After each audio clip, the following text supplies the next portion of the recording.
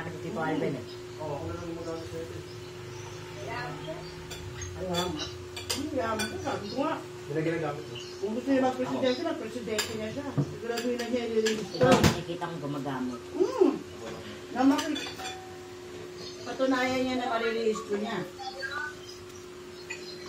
Patunayan niya na marilisto niya para wala tayong problema.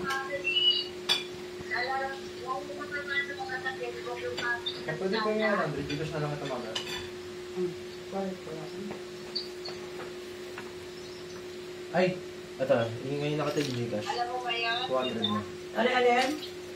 Nung kasi ni Kapitan, Ay!